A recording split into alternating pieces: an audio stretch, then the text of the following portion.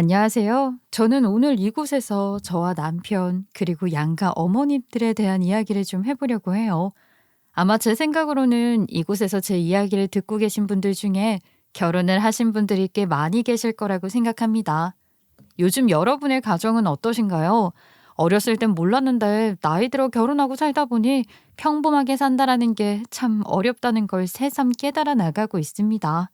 결혼할 때는 막연히 행복하고 좋을 것 같다는 인생이 제 뜻대로 되지 않는다는 걸 깨달은 건 얼마 되지 않았어요.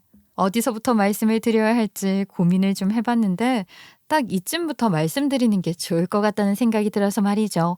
그럼 본격적으로 제 이야기를 시작해 볼까요? 세월 참 빠르다. 아유, 우리 딸내미가 언제 대학 가나 했더니만 대학 가서 자리 잡고 또 금세 시집 가고도 이제 10년이라니. 아유, 시간 가는 거 정말 무섭다 무서워. 그래도 엄마는 네가 이렇게 잘 살아서 좋아. 아마 너희 아빠도 마음 놓고 계실 거다. 저는 결혼한 지 10년 차인 사람이에요. 그 사이에 정말 많은 일이 있었죠. 연애 시절 한방병원에서 의사로 근무를 하던 남편은 결혼을 하고 나서 자기 개인 병원을 차렸고, 저희 아버지는 그 사이에 앓고 계시던 기저질환으로 돌아가셨어요. 10년이면 강산도 변한다는 게 맞는 말이죠. 참 많은 일이 있었으니까요. 남편은 병원도 개원을 했고, 저야 뭐 학교 교사로서 일을 하고 있었으니 돈벌이가 나쁘지는 않았어요. 아유, 엄마, 고집 좀 그만 부리셔, 응? 우리가 괜찮으니까 엄마한테 말씀을 드리는 거지. 내가 누구 닮아서 이렇게 고집이 센가 했더니 엄마 닮았나 봐. 야, 여기서 고집 얘기가 왜 나오니? 아유, 아무튼 나는 좀 마음이 불편해. 아무리 그렇다고 해도 내가 무슨 어린애도 아니고 내가 너희 집 근처에 이사 가면 괜히 너희 남편 피곤해져. 말로는 괜찮다고 해도 그게 마음이 편하겠어. 박서방이 말로는 그럼 당연히 좋다고 하지. 네 앞에서 싫다고 할까? 엄마는 걱정이 너무 많아서 탈이야. 아, 내가 엄마 모시자고 한 게 아니라 그 사람이 엄마 혼자 계시는 게 걱정된다고 우리 집 근처로 이사 오시게 하라고 나한테 이야기한 거야. 우리 어머니도 오실 건데 뭐 두 분이서 친하게 지내시면 더 좋지. 친정아버지가 돌아가시면서 남겨둔 재산이 있었잖아요. 그래서 저희 친정엄마를 저희 부부가 사는 거처 근처로 이사를 오시게 했어요. 돈이 있으니 이사갈 집을 고르는 건 시간 문제였죠. 그리고 시어머니와 저희 엄마 사이가 좋으셨기에 엄마가 저희 집 근처로 이사를 오시면서 시어머니도 그 근방으로 이사를 오시게 됐어요. 저나 남편이나 양가 어머님들을 대하는데 어려움을 못 느끼던 사람들인지라 저희는 괜찮았습니다. 아우, 내가 못 산다, 못 살아. 이래서 자식은 다 커도 품 안의 자식이나 다름없다니까. 아니, 네 학생들은 괜찮은데 왜 네가 다쳐서 오냐고. 너는 어떻게 된 게 어릴 때나 지금이나 애가 그렇게 덤벙대니. 아, 이러니 내가 너한테 잔소리를 안 하고 배겨. 엄마, 애들 다치는 것보다 내가 다치는 게 낫지, 안 그래? 애들 다쳤으면 나 그게 더 마음 불편했어. 엄마가 나 조금만 도와줘. 그러던 중에 제가 아이들과 함께 체험학습을 나갔다가 팔을 좀 크게 다치는 일이 있었어요. 그래서 깁스를 해야만 했거든요. 저희 시어머니는 노래교실 수업을 나가시고 하셔서 저를 도와주시기에는 좀 힘든 상황이었고요. 그래서 저희 친정엄마가 한동안 저희 집에 오셔서 식사도 챙겨주시고 하셨단 말이죠. 물론 용돈과 별개로 엄마가 저희 살림을 도와주시는 것에 대해서는 당연히 더 챙겨드렸어요. 그러면서 저랑 남편은 저희 친정엄마가 8억이 넘는 보험금을 수령했다는 걸 알게 되었습니다.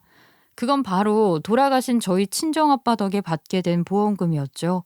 돌아가신 저희 아버지가 보험회사에 다니셨었거든요.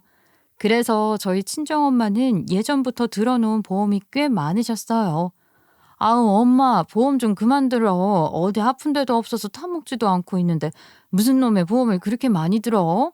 에휴, 기집애야. 내가 알아서 해. 그리고 너희 아빠가 알아서 잘해주는데 뭘. 너는 젊은 애가 왜 그렇게 잔소리가 많니? 엄마가 다 알아서 해. 알아서 하는 게 아니라 그거 다 보험에서 배불려 주는 거라니까. 아빠도 그러더구먼. 엄마가 너무 많이 드는 것 같다고. 내가 알아서 해. 엄마 그거 다 못 타먹어. 이런 식으로 저와 엄마는 보험과 관련해서 늘 다른 의견을 내세웠었어요. 솔직히 제가 생각했을 때는 다 타먹지도 못할 보험을 뭐하러 그렇게 드는 건지. 친정엄마가 이해가 가지 않았었거든요. 그거 다 보험회사 배불려주는 거다 잔소리를 워낙 많이 하니까 엄마도 저한테 보험 관련해서는 이야기를 잘 하지 않으셨어요. 보험 얘기 해봤자 제 잔소리만 들으니까요. 그러다가 이번에 툭 하고 보험 얘기를 꺼내시더라고요. 솔직히 8억이라는 돈이 적은 건 아닌데 남편이랑 저랑 결혼한 지 10년 차가 되기도 했고 워낙에 10년간 가족끼리 사는 사이라 거리낌 없이 말하던 분이셨기에 저희 엄마는 제 남편이 있어도 그런 얘기를 잘 하셨어요. 저는 엄마가 수령했다는 그 금액을 듣고 깜짝 놀랐죠. 기집애야, 엄마가 다 계획이 있어서 들어놓은 거지. 너 또 나한테 잔소리 하려고 그러지? 나는 박서방이 참 대단하다고 생각해. 이렇게 잔소리하는 애랑 어떻게 잘 살고 있어? 아이고, 장모님도 이 사람이 얼마나 착한데요. 잔소리하는 것도 다 애정이 있으니까 하는 거죠. 그래도 장모님 따님이 좀 미인이에요. 제가 다 참고 살아야죠. 이번에는 잔소리 안 하려고 했거든요. 그래도 엄마가 똑부러지게 준비를 잘 해놓으셨네. 아유, 잘하셨어. 진심이었어요. 그래도 어른이신데 확실히 우리보다 인생살이를 오래 하셔서 여러모로 계획이 다 있으셨던 거구나 하는 생각도 하게 되었죠. 제가 저희 엄마가 보험을 들어놓으셔서 저 금액을 탄 것에 긍정적인 반응을 보이니까 남편도 제 옆에서 저희 엄마한테 정말 잘하셨다고 긍정적인 반응을 했어요. 그래서인지 엄마는 더 기분 좋게 웃으시며 자기 앞날 걱정 말라고 저희한테 안심하라고 하시더라고요. 아빠 없어도 엄마 혼자 잘 살아갈 수 있으니 걱정 말라고요. 아마 엄마는 저희 친정아버지가 돌아가시면서 저희 부부가 엄마랑 시어머니 두 분의 노후를 많이 걱정했다고 생각하셨던 것 같아요. 솔직히 없던 생각은 아니었지만 또 당연하다고 생각을 했어요. 남편의 어머님이고 저희 엄마고 당연히 자식된 도리로서 두 분의 노후를 책임져야 한다고 생각을 하고 있었죠. 엄마는 뒤에 저희한테 말씀을 이어나가셨어요. 이거 가지고 살면은 내가 세상 뗄 때까지 너희한테 손 내밀 일 없을 테고 그럼 된 거지 뭐. 일부는 그리고 소아병동에 좀 기부하려고 해. 너희 언니 생각이 나서 말이야. 엄마가 저렇게 말씀을 하시는데 저희가 뭐라고 딱히 긴 말을 할 건 없었어요. 그저 엄마 하고 싶은 대로 하시라고 말씀을 드렸죠.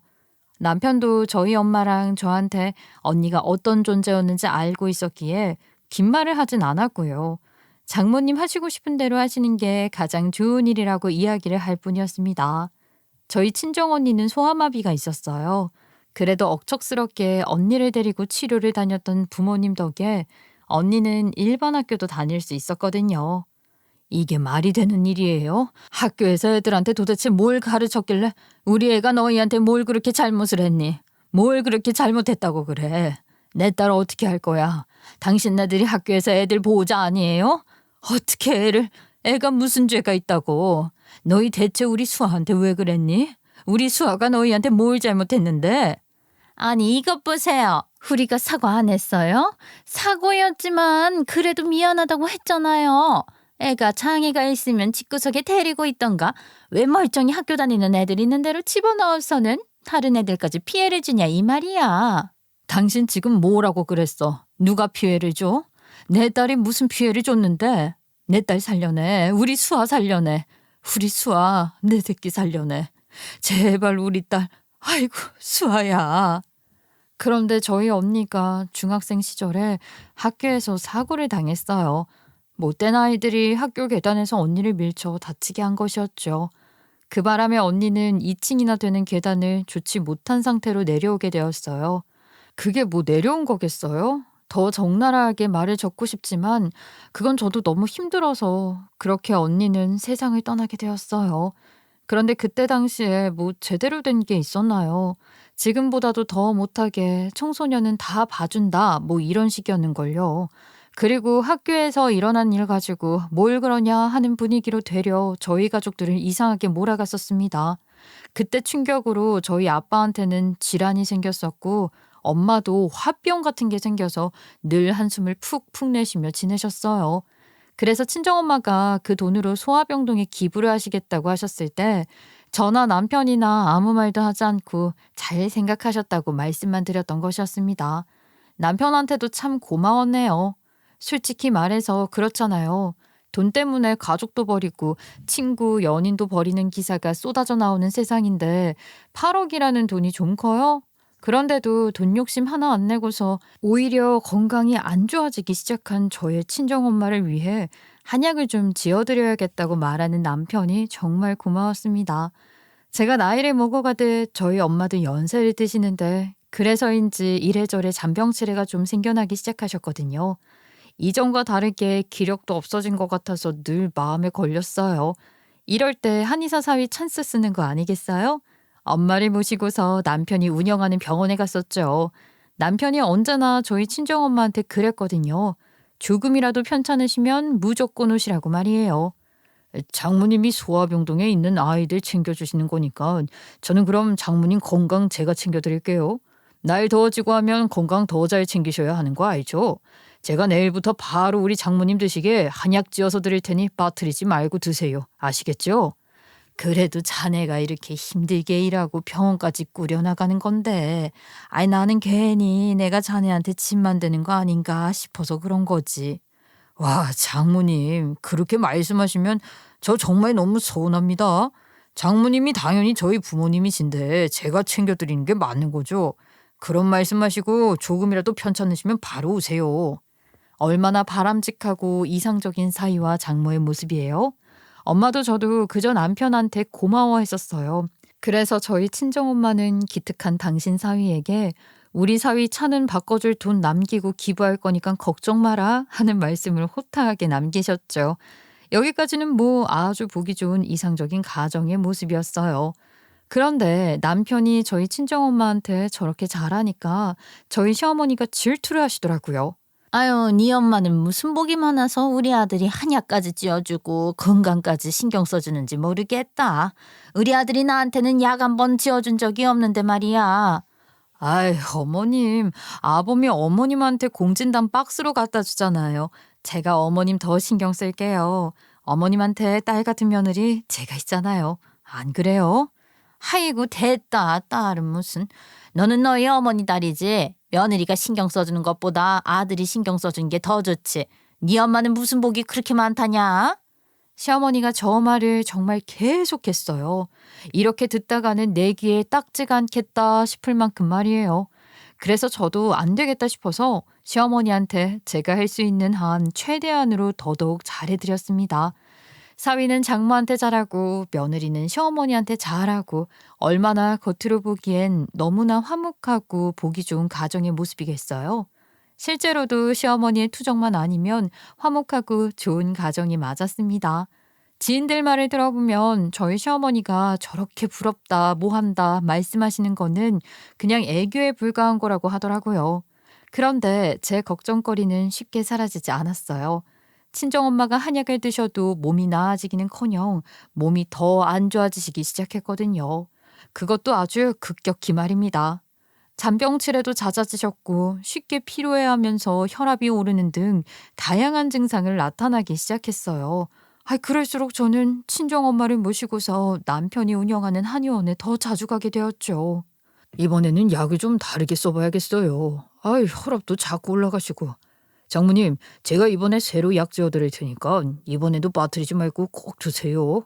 시간도 잘 맞춰 드시는 게 중요해요. 그러게 말이야. 아유, 내가 약을 잘 챙겨 먹는다고 먹는데 이게 꼬박꼬박 먹어도 나이가 있어서 그런가 괜히 내가 여기서 자네 약 받아 먹어서 자네 마음 불편하게 하는 건 아닌가 몰라. 말을 저렇게 하면 안 됐었는데 엄마 건강에 자꾸 안 좋아지니까 저도 같이 예민해졌던 것 같아요. 남편도 이래저래 한약을 다르게 지어가면서 저희 엄마 건강을 좋아지게 하려고 애를 쓰는 것 같고 그런데 있죠. 사람이 참 희한해요. 여러분도 아마 이런 경험 있으실 것 같네요. 괜히 사람이 느껴지는 감 있잖아요. 남편이 저희 친정엄마 건강을 챙기는 건 알겠는데 뭐랄까요? 저희 친정엄마가 한약 드시는 것에 대해서 좀 과하게 집착을 한다는 느낌을 제가 받게 되었거든요. 치료를 받아도 나아질 기미가 보이지 않는데 남편은 자꾸만 저희 친정엄마가 한약을 드시는지 안 드시는지에 대해서 굉장히 집착을 하기 시작했어요. 아우, 내가 아주 우리 사위 때문에 웃음이 난다니까. 아니, 글쎄, 박서방이 요 근래부터 나한테 영상통화를 그렇게 걸어요. 그 사람이 엄마한테? 왜 엄마한테 영상통화를 걸어? 참네. 아이, 사위가 장모 얼굴 보고 싶어서 영상통화할 수도 있는 거지. 아니, 나 약 잘 먹고 있냐고. 우리 장모님 건강 안 좋아지면 안 된다고. 나보고 영상통화하면서 약 드시라는 거야. 약 빠뜨리지 말라고. 여러분이 저 이야기를 들으셨을 땐 어떤 생각이 드시나요? 좀 이상하죠? 남편은 자꾸만 저희 엄마가 한약을 드시는 것에 대해서 집착을 했죠. 저희 엄마한테 때맞춰 전화하고 심지어는 영상통화까지 걸어서 장모님 한약 드시는 거 보고 끊겠다고 하지를 않나. 물론 엄마는 사위가 당신을 아껴준다며 좋아라 하셨지만 저는 왠지 모를 불안감을 느껴봤습니다. 남편이 저희 엄마한테 주는 한약이 정말로 도움이 되는지 의문을 제가 품기 시작한 것이었어요. 그 와중에 남편이 또 엄마 가져다 드리라고 새로 지어온 한약을 보고 시어머니는 옆에서 네 엄마는 좋겠다, 네 엄마는 좋겠다, 우리 아들 잘 만나서 호강하네 하길래 저도 짜증이 나서 저희 친정엄마가 아닌 시어머니한테 그 약을 드리기 시작했어요. 원래 시어머니가 저희 집 근처에 사셨다고 했잖아요. 그런데 저희 시어머니 집에 도둑이 들었었거든요. 새로 집을 구하는 동안 시어머니 저희 집에 계시라고 저희가 모셔왔어요. 도둑 들었던 집에 찜찜하게 어떻게 시어머니 혼자 계시게 두겠어요. 그러면서 시어머니가 저희 집에 저희 친정엄마 약이 오는 걸 다 보신 거죠. 아유, 어머니 서운하셨구나. 어머니, 제가 우리 어머니 챙기지 누가 어머니 챙기겠어요. 이거 엄마 거 아니고 어머님 거예요. 그 사람도 어머니 약 챙겨드리고 싶은데 어쨌든 저희 친정엄마가 건강이 좀 더 안 좋으시니까 제가 어머니 거 따로 싹 빼놨어요. 솔직히 제 마음에서 저렇게 거짓말을 하고 시어머니한테 저 약을 준다는 건 뭐 아니면 도였어요. 남편이 저희 친정엄마를 위해서 지은 한약이라면 분명 좋은 재료만 다 넣었을 것이니 시어머니가 드셔보신다 한들 이상이 생기진 않을 것이다 라는 생각을 했죠. 하지만 또 한편으로는 도대체 뭘 넣었길래 만약에 그 약을 먹고 시어머니도 저희 친정엄마처럼 몸 건강이 안 좋아지신다면 이건 분명히 문제가 있는 거다라는 걸 확인할 수 있겠다는 생각을 갖게 되었죠. 그리고 징징대면서 저희 친정엄마 입으로 들어가는 한약이 아깝다고 하는 시어머니한테 확 줘버리고 싶은 마음도 같이 있었네요. 시어머니한테 당신 아들이 만든 한약 실컷 드시라고 말입니다. 여러분, 여기서 궁금하신 게 있겠죠? 아니, 왜 남편한테 직접 안 물어보고 혼자서 난리야? 하고 말이에요. 그러게요. 제가 왜 물어보지 않았을까요? 그건 그냥 제 감이 시켰던 것 같아요. 제 감이 남편한테 이걸 말하면 안 된다라는 감이었거든요. 내가 아주 우리 사위 때문에 웃음이 난다니까. 아니, 글쎄 박서방이 요 근래부터 나한테 영상통화를 그렇게 걸어요. 친정엄마가 했던 저 말이 제 귀에 계속 맴돌았거든요. 여러분이 생각하셔도 그렇지 않나요? 좀 과할 정도로 저희 남편이 저희 엄마가 한약을 잘 먹는지 안 먹는지 그걸 집요하게 확인하는 그 행동이 의심스럽잖아요. 물론 그렇게 믿고 싶지는 않았습니다. 하지만 제 안에서는 이미 남편이 일부러 엄마한테 안 좋은 약을 먹인 것 같다라는 생각으로 자꾸만 마음이 기울기 시작했거든요. 그런데 그걸 뒷받침하듯 시어머니가 이상해지기 시작했어요. 어머니, 이거 다 드신 거예요? 아, 평소 드시던 거에 반도 못 드셨구먼. 조금 더 드세요. 아유, 나도 더 먹고 싶은데 영 입에 들어가지를 않네. 요즘 들어서 정말 이상하다.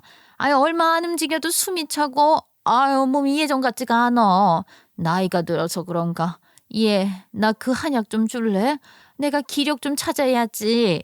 저희 엄마한테 벌어졌던 증상이 시어머니한테도 똑같이 나타나기 시작했어요. 시어머니도 그 한약을 드시면서 저의 친정엄마처럼 입맛이 뚝 떨어졌고 조금만 움직이셔도 숨이 차하셨고 뒷머리가 무겁다면서 혈압이 올라가는 증상을 보이기 시작하셨거든요. 꼭 병든 닭처럼 하루 종일 힘없이 주무시려고만 하셨답니다. 이건 뭐가 잘못되어도 단단히 잘못되었구나 생각이 들었어요. 그래서 저는 남편이 저희 친정엄마한테 준 한약을 직접 분석하기로 결심을 했습니다. 저한테도 한의사 친구가 있었거든요. 그 친구 도움을 받아서 한약 성분을 분석하기로 했어요. 친구가 하는 일이 단순히 침을 놓고 한약을 주는 게 끝이 아니라 아예 사람의 혈액을 채취해서 분석을 한 뒤에 그 사람의 체질에 맞게 치료해주는 시스템을 하고 있었거든요. 그래서 한약 분석을 친구한테 부탁할 수 있었던 거예요. 야, 너 이거 어디서 준 거야? 그 병원 가지 말아라. 너희 어머니 건강에 안 좋은 것만 다 들어가 있네. 그 의사 맥은 제대로 짚고 한 거래?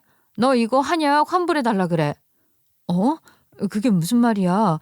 한약이 우리 엄마한테 안 좋은 게 들어가 있다고? 그래, 안 좋은 거 투성인데 어머니 체질에 맞지 않은 게 잔뜩 들어가 있잖아. 그리고 누가 연세 드신 분들한테 이렇게 감초를 많이 쓰냐? 친구한테 한약 성분을 분석하고 나서 결과지를 받아들고 친구와 마주 앉았는데 정말 충격 그 자체였어요. 다량의 감초가 포함되어 있다는 것을 제가 듣게 된 것이었죠. 감초라는 게 고혈압이랑 부종을 유발할 수 있는 성분이었거든요. 과하게 먹으면 말이에요. 그런데 남편이 지어준 그 한약에는 감초가 과하게 들어가 있었네요. 그래요. 제가 느낀 그 불안한 감이 맞았던 거예요. 남편이 저희 친정엄마 건강을 생각해서 한약을 지었다는 건 다 거짓이었습니다. 남편은 고혈압이 있는 저의 친정엄마한테 고혈압을 더 증폭시켜주는 약을 지어준 것이었죠. 그러니 친정엄마가 건강이 더 안 좋아질 수밖에 없는 상황이었던 거고요. 확실했어요. 남편은 저희 친정엄마를 고의적으로 아프게 만들려 했다는 것이었죠. 얼마나 화가 나고 얼마나 소름이 끼치던지. 이 망할 놈을 어떻게 해야 하나 싶더라고요. 일단 엄마가 드시는 한약을 끊게 하고서 시어머니한테도 그 약을 드리지 않았어요. 어쨌든 시어머니한테도 안 좋은 약이니 말이죠. 그리고 저는 그날부터 제 남편이었던 그 인간을 부셔버리기로 결심했습니다. 어떻게 이 망할 인간을 부실 수 있을까 고민을 하던 중 하늘이 저한테 기회를 주었네요. 박 원장이 사모님 괜히 걱정할 거라고 말하지 말아달라고 했는데 아니 나도 이자를 내야 하는 사람이고 세를 주는 이유가 세 받으려고 하는 일인데 이렇게 3개월 넘게 밀리는 건 너무 우리도 좀 그래서 말이죠. 네? 그게 무슨 말씀이세요? 새가 밀렸다고요? 아유, 이것 봐. 내가 이럴 줄 알았다니까. 그래요. 월세가 3개월 넘게 밀렸어요. 박 원장이 뭐 어떻게든 해결해 보겠다고 했는데 내가 사모님 모를 줄 알았어. 사모님이 나가서라도 월세 좀 해결해 주세요. 남편이 병원을 개원한 건물, 그 건물주한테서 연락이 온 게 아니겠어요? 남편 병원 자리를 제가 대신 알아봐 주었어서 그 건물주분이 제 연락처도 받고 있었거든요. 계약 전까지 소통한 게 저였으니 말이에요. 어쨌든 저는 건물주의 전화를 통해 알게 되었죠. 남편이 월세를 밀릴 정도로 병원의 경제적인 상황이 좋지 않았다는 걸 말입니다. 남편이 병원 개원할 때부터 쭉 같이 일해온 간호사가 한 분 있었어요. 그 간호사가 마침 근래에 일을 그만두었었거든요. 워낙에 가족같이 지냈던 터라 저는 따로 연락을 해서 그 간호사 만나게 되었어요. 어머머, 아, 이걸 말을 해야 되나 말아야 하나. 선생님, 솔직하게 말해주세요. 지금 그 사람 병원에서 무슨 일이 일어나고 있는 거예요? 저는 당연히 사모님이 알고 계실 줄 알았어요. 개원할 때는 오픈발이라고 그래도 잘 됐었는데 원장님이 보험료 관련해서 환자들이랑 짜고 치다가 걸린 적이 몇 번 있었어요. 그게 소문나면서 사람들이 병원이 과잉 진료하는 곳이다, 뭐 사짜다 이런 말 때문에 발길을 거의 끊다시피 했거든요. 오히려 동네 사람들은 안 오고 그냥 출장 왔다가 다친 사람 아니면 야간 진료하는 병원 찾다가 오는 사람들이 태반이었어요. 아, 그쵸. 그래서 퇴직금도 다음 달인가 받기로 했어요. 원장님이 그쯤 되면 큰돈 좀 들어온다고 해서. 역시나 사람의 감이 정확하죠. 남편 병원은 이미 망하기 일보 직전인 재정 상태에 놓여 있었습니다. 퇴직금도 제때 못 줘서 퇴직한 직원이 돈 들어오기만을 기다리고 월세 밀리고 그제야 알겠더라고요. 퍼즐이 딱 맞춰진 거죠. 남편이 왜 저희 친정엄마한테 그 몹쓸 한약을 주었는지 말입니다. 친정엄마나 저나 아프면 무조건 남편 한의원에 갔고 더군다나 저희 친정엄마는 병원에 가서도 사위 생각해서 이래저래 돈이 되는 치료를 일부러 더 많이 받아주셨거든요. 어쨌든 치료받아서 나쁠 건 없으니까요. 그런데 남편은 그걸 노렸던 거예요. 너무 웃기지 않나요? 남편이 저희 엄마한테 진료를 받게 하기 위해서 아프게 만든 겁니다. 어떻게 의사라는 인간이 환자 몸을 안 좋게 만드는 약재를 넣을 수가 있을까요? 그걸 알고 가만히 있으면 호구죠. 저는 눈이 돌아갔어요. 그건 정말 잘못된 거잖아요. 저는 저와 대화를 나눈 남편 병원에 퇴사한 그 간호사에게 양해를 구하고 그 내용을 다시 한번 녹음했어요. 아, 저기 사모님, 그러면 이왕 이렇게 하시는 김에 지금 병원에 남아있는 애들 좀 신경 써주세요. 아마 그 친구들도 돈도 제대로 못 받고 있을 거예요. 도대체 그 미친 인간은 무슨 짓을 하고 다니는 건지. 기존에 있는 간호사들 역시 남편이 제때 월급을 안 줘서 그만두려 하는 조짐이 보인다는 것도 알게 되었죠. 그래서 저는 그 간호사들을 한 명씩 꿰어냈어요. 그리고 솔직히 말을 했죠.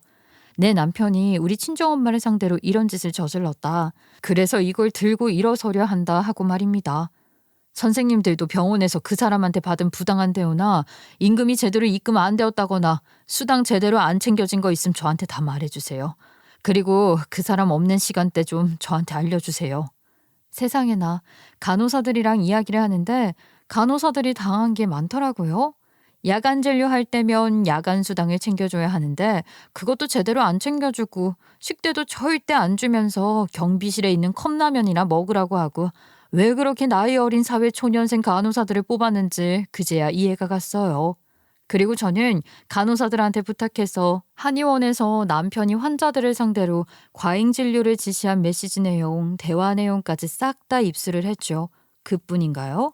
그냥 증거만 들이밀고서는 그놈한테 제대로 물을 먹일 수 없을 것 같아서 저는 그놈을 아주 제대로 망가뜨리기로 했어요.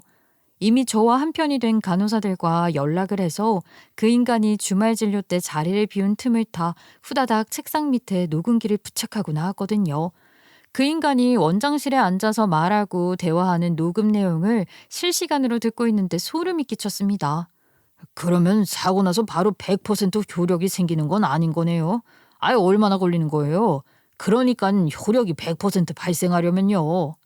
그 미친 인간이 보험사 여러 군데 상담 전화를 걸어서는 자동차 사고가 날 경우 보험금이 어떻게 되는지와 생명보험 가입을 하고 나서 얼마 뒤부터 효력이 100% 발생되는지 그걸 묻고 있더라고요. 그 인간 저의 친정엄마가 사준 외제차가 너무 좋다고 하면서 저희 친정엄마랑 저한테 다음 주에 그 차로 드라이브 가자고 했던 상황이었어요. 정말 소름 끼치지 않나요? 저는 손이 덜덜 떨리는 걸 간신히 참으면서 아무렇지 않게 남편과 마주 앉아 밥을 먹고 대화를 하고 그러면서 그 인간에게 복수의 칼날을 갈았어요. 우선 남편이 보험금을 노리고 있다는 사실에 법적으로 입증하기 위해서 전문가를 찾아 나서 상담을 했습니다. 남편이 보험금을 노리며 상담을 한 통화 녹취본, 그리고 남편 서재에서 발견한 보험 접수 서류를 토대로 남편의 의도가 드러나는 서류와 기록을 확보하여 저는 자문을 구했어요. 법률 자문을 통해서 남편의 불법 행위에 대한 법적 대응 방안도 마련했죠. 그렇게 철저하게 자료를 모으는 데만 몇 주라는 시간을 소요했던 것 같아요. 그리고 대망의 디데이가 되었죠. 저는 남편한테 양가 어머님들을 모시고 식사를 하자고 했어요.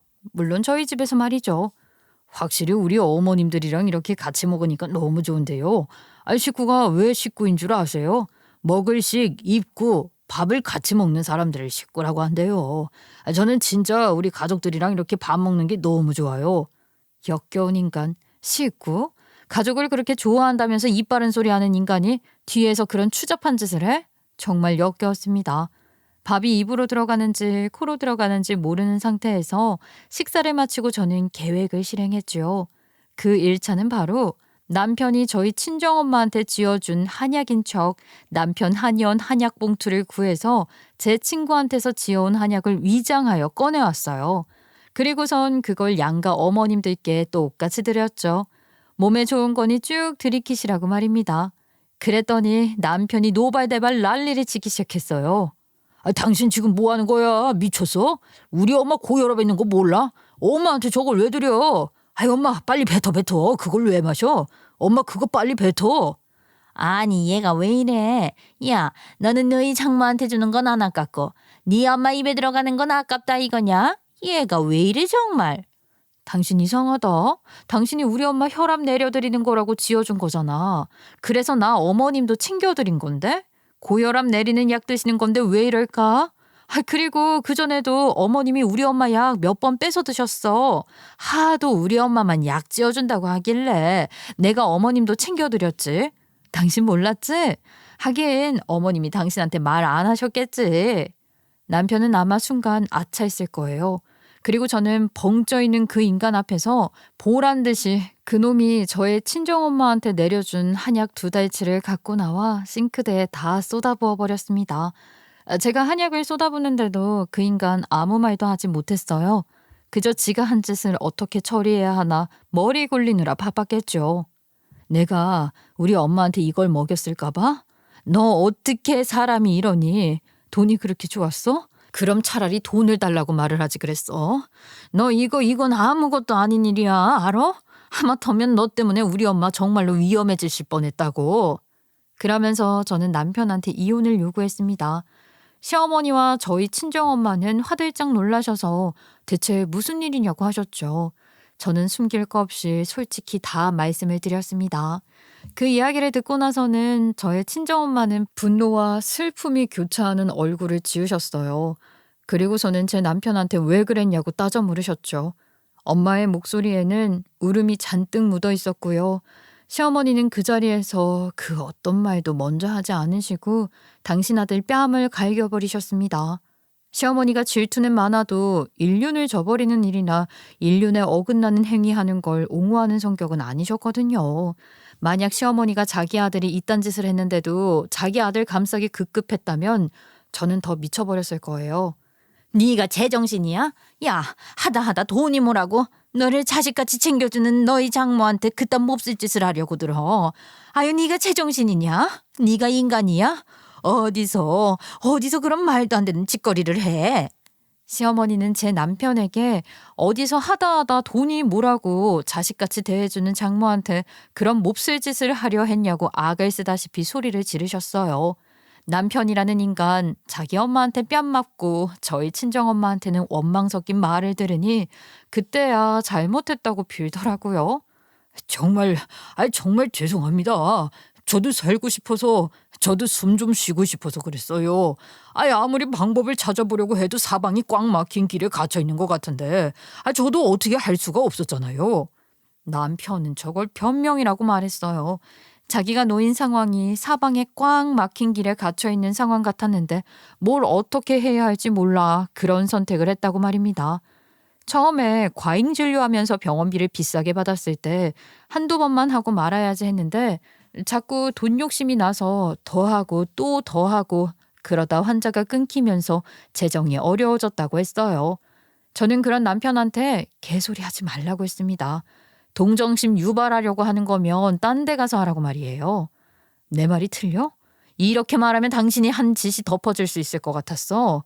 당신이 한 짓, 그거 그냥 과잉 진료가 아니라 사람 해치려고 한 거야. 알아? 저는 남편한테 다시 한번 이혼 이야기를 꺼냈습니다. 내 마음이 바뀔 일이 없으니까 시간 끌지 말고 이혼 도장이나 찍으라고 말이에요. 제가 저렇게 말을 하는데도 시어머니도 저의 친정엄마도 두 분 중 그 누구도 아무도 그 이혼을 하지 말라고 나서지 않으셨어요. 그 누가 봐도 남편이 한 짓은 돈에 눈먼 인간 말종 쓰레기 호로짓이었으니까요. 하지만 남편은 절대 이혼만은 할 수 없다고 울며불며 난리를 피웠죠. 자기가 돈 문제로 미친 짓을 한 건 맞지만 솔직히 말해서 그것 빼고 자기 결혼 생활에서 잘못한 일이 뭐가 있냐고 말입니다. 장모님한테 돈 빌려달라고 말했으면 됐던 일인데 내가 자존심 부린다고 그 말을 못했어. 장모님 솔직히 말씀드려서 저는 장모님이 저한테 그 돈의 일부라도 좀 주실 줄 알았어요. 그렇게 저보고 너는 내 아들이다 하시던 분이 정작 돈이 생기니까 아무 말씀도 없으시고 되려 얼굴 한번 본 적 없는 애들 위해서 기부를 하신다뇨. 자네한테 내가 지금 너무 실망을 했어. 그럼 차라리 나한테 솔직하게 말을 하지 그랬나. 솔직하게 돈이 필요하다고 나한테 말을 했으면 될 거 아니야. 멀쩡한 입 놔두고서 말을 하면 될 것을 뒤에서 사람을 이런 식으로 뒤통수를 쳐? 사돈, 제가 정말 죄송합니다. 제가요, 자식 교육을 잘못 시켰습니다. 정말 죄송합니다. 제가 뭐라고 드릴 말씀이 없습니다. 그저 정말 죄송합니다. 저거 미친 인간 아닌가요? 그 와중에 은근슬쩍 저희 엄마한테 화살을 돌리는 거예요. 눈치껏 자기한테 8억 중에 그 일부를 안 준 저희 친정엄마를 원망하듯 말하기 시작했죠. 저 말을 듣는데 더 이상 대화를 할 수 없는 인간이라고 판단이 들었어요. 그래서 저는 당장에 꺼지라고 했죠. 그리고서는 너는 절대로 이 대한민국에서 적어도 이 수도권에선 네 병원 못 차리게 만들어줄 거라고 호언장담을 했습니다. 당신 도대체 무슨 짓거리를 한 거야? 이혼하는 거면 이혼만 하는 거지. 아니 당신이 뭔데 내 직원들을 선동해서 나를 이상한 사람으로 몰아가냐고. 나를 고소해? 나를 신고해? 대체 내 뒤에서 무슨 짓거리를 하고 다닌 건데? 저는 남편의 범행을 건강보험공단에 고발하기로 결심을 한 상황이었어요. 그리고 이미 남편한테 이혼 이야기를 하기 전에 저는 건강보험공단에 모든 증거를 제출한 상황이었고요. 그리고 노동청에도 신고를 했지요. 그 인간이 자기 직원인 간호사들한테 수당도 제대로 안 챙겨주고 식대도 제대로 안 챙겨주면서 말도 안 되는 음식을 먹으라고 했던 그 증언을 토대로 말입니다. 그리고 제가 찾은 그 인간의 과잉 진료 기록, 저의 친정엄마가 혈압이 높다는 걸 알면서도 더 건강을 악화시키는 약을 지어서 내준 것까지 그 인간 아주 사지에 몰렸던 거죠. 말 순서가 좀 바뀐 것 같지 않아? 내가 무슨 짓거리를 한 게 아니라 네가 한 무슨 짓거리를 그냥 내가 다 모아서 신고를 한 것뿐이야. 당신이 한 그 무슨 짓거리들이 얼마나 개 같은 짓거리인지, 얼마나 사람들한테 피해를 주고 이 세상을 좀먹게 한 짓인지 당신이 한 짓거리를 그냥 내가 신고한 것뿐이라고. 네가 뭔데 나를 신고하고 네가 뭔데 내가 세상을 좀먹게 했다느니 그딴 소리를 하면서 지금 남의 신세를 지지고 보는데 네가 뭔데? 그럼 너는 뭔데? 네가 뭔데 우리 엄마를 두고서 네 돈벌이 수단에 이용한 건데? 뭐? 보험이 언제부터 100% 효력을 발생하는 거냐고? 네가 사람이니? 그따위 짓거리를 뒤에서 하고 다니면서 우리 엄마랑 내 앞에서는 아무렇지 않은 척 좋은 사람인 척 드라이브 나가자고? 네가 사람이야? 이미 남편은 이성을 잃을 대로 잃은 상황이었어요. 대화가 되질 않았죠. 사실 대화하고 싶은 마음도 없었던 터라 그냥 나중에 법원에서 보자고 했어요. 그렇게 저는 연신 걸려오는 그 인간의 전화를 받지 않고 차단까지 해버렸습니다. 그러고 나서 다시 제가 해야 할 일에 집중을 했죠. 저는 제가 모아놓은 제 남편의 악행에 대한 증거를 저의 전담 변호사와 함께 취합을 해서 경찰에 신고를 하고 그 인간을 고소해두고 왔어요. 남편은 자기는 절대 네가 원하는 대로 잡히지 않을 거라고 했지만 결국 남편은 의료법 위반 혐의로 체포되었죠. 그 인간 이혼 절차 밟으랴 자기가 한 일에 대해서 죄 좀 깎아달라고 항소하랴 아주 정신이 없었을 겁니다. 하지만 저는 거기서 멈추지 않았어요. 남편의 비도덕적 의료 행위를 한의사협회에도 폭로해버렸거든요. 제가 말씀드렸었잖아요. 그 인간을 정말 부숴버리기로 작정했었다고요. 전 절대로 그 사람이 2번 다시 의사짓거리를 못하도록 하고 싶었어요. 결국 저의 뜻대로 남편의 한의원은 폐업 수준을 밟게 되었죠. 당신 정말 나한테 너무 잔인한 거 아니야? 막말로 내가 장모님 어떻게 했어? 그냥 혈압 조금 올라가게 하고 부종 조금 생기게 한 것뿐이야. 그렇게 해서 보험금 좀 받아 타먹고 치료는 제대로 해줬잖아. 병 주고 약 준 거라고 생각하면 되잖아. 막말로 내가 뭘 그렇게 잘못했는데. 내가 결혼하고 나서 당신이나 당신 부모님한테 못한 일보다 잘한 일이 더 많지 않아? 여전히 당신 머리는 참 이상하게 돌아간다. 10번 잘했으니까 한 번은 못해도 되는 거고 상처 한 번 준 적 없으니까 당연히 상처를 줘도 된다는 말이야? 내가 마지막으로 네 얼굴 보고 얘기하는 거니까 잘 들어. 네가 한 짓은 너뿐만 아니라 너희 어머니한테 더 큰 상처를 준 거야. 그뿐이야? 우리 엄마랑 나한테도 엄청난 상처를 네가 준 거야. 사람을 꼭 육체적으로 힘들게 해야 힘든 거니? 너는 너 하나로 인해서 3명의 사람들한테 평생 상처를 준 거야. 전 남편은 자기가 법적 절차를 밟으면서 저한테 자기 좀 도와달라고 그래도 우리가 살아온 시간이 있는데 네가 알아서 더 나에 대한 탄원서를 써주면 좀 좋지 않겠냐고 그런 말을 했었어요. 자기가 한 게 그리 큰 죄냐면서 말이죠. 그래서 저렇게 말해줬어요. 네가 한 짓이 뭔지 네 몸으로 직접 겪으면서 뼈저리게 한번 느껴보라고 말입니다. 아마 그때 그 시간이 그 인간 인생에서 가장 힘든 시기가 아니었을까 싶어요. 그 인간이 저랑 이혼하던 그 해가 말입니다. 그렇게 저는 남편과의 이혼 절차를 신속히 진행하면서 법적 절차를 통해 그 인간이 과잉 진료를 통해 갈취해 간 저의 친정엄마의 치료비를 그 인간한테 청구했습니다. 그리고 그 사람이 지어진 한약을 먹고 저희 친정엄마 건강이 악화되었던 것에 대한 것도 추가 고발 조치를 하였죠. 물론 피해 보상까지 함께 말이에요.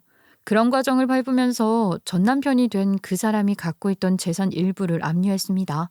그걸로 저희 엄마 치료비랑 제 정신적 피해에 대한 보상비를 다 받아내게 되었네요. 이쪽 협회에서 네 전 남편 말 들어보니까 소문이 좋진 않더라. 그 사람 지금 실형 살고 있대. 협회에 같이 있던 몇몇 동기들한테 연락해서 영치금 좀 넣어달라. 혹시 자기 나가고 나면 병원에서 유령 의사로 좀 취직할 수 있겠냐? 그렇게 묻고 다닌다더라. 유령 의사는 무슨? 그 인간 정신 차리기는 글렀어. 너 헤어지길 잘한 거야. 현재도 제 전 남편은 자기 죗값을 치르고 있다고 해요. 그 안에서도 정신 못 차려서 별 개짓거리를 다 하고 다니는 것 같지만요. 그 인간과 달리 저와 저희 친정엄마는 나아진 삶을 살아가고 있습니다. 저희 친정엄마는 점차 건강을 회복하셔서 새로운 삶을 시작하고 계셔요. 물론 저 역시도 마찬가지고요. 그 와중에 그런 생각도 들더라고요. 아니, 그렇게 아이가 안 생겨서 아이 생기는 한약을 쥐야장창 쥐어 먹었었는데 그럼에도 아이가 생기지 않는 걸 보면 어차피 저랑 전 남편은 이렇게 갈라질 인연이라서 아이가 일부러 찾아오지 않은 건 아니었을까 하는 생각 말이에요. 이제 다 잊고 새롭게 시작하자. 아예 다 툴툴 털어버리고 새롭게 시작하는 거야. 너도 좋은 사람 생기면 그냥 만나. 대신에 의사는 만나지 말아라. 아유, 내가 아주 의사라면 치가 떨려. 그건 나도 마찬가지네요. 엄마는 의사라면 치가 떨리겠지만 아유, 나는 남자라면 치가 떨려. 엄마, 그냥 우리 둘이 잘 먹고 잘 살자. 저는 저희 친정엄마와 함께 새로운 집으로 이사를 했습니다. 전 시어머니와도 전 남편과도 멀어지는 게 저희 모녀에게 가장 좋은 방법이라고 생각을 했거든요. 이사를 하고 나니 이제야 평화로운 일상을 되찾은 것 같아요. 엄마와 저는 과거는 다 잊고 새로운 삶을 잘 살아나가 보자고 서로 다짐을 했습니다. 상처받은 과거에 매달려 있기엔 인생이 너무 아쉽고 사랑한 날들은 많으니까요. 더군다나 저는 전 남편에게 처절하리만큼 많은 복수를 했기에 아무런 미련도 후회도 남지 않아요. 저희 친정엄마 말씀대로 다 털어버리고 제 인생 멋지게 살아가려 합니다. 오늘 제 이야기를 마치면서 여러분도 과거의 지난 상처 같은 건 다 잊어버리시고 마음 편히 살아가시길 추천드릴게요. 그럼 길고 길었던 제 이야기를 마치겠습니다. 두 번 다시는 겪고 싶지 않은 저의 기가 막힌 이야기 들어주셔서 감사합니다.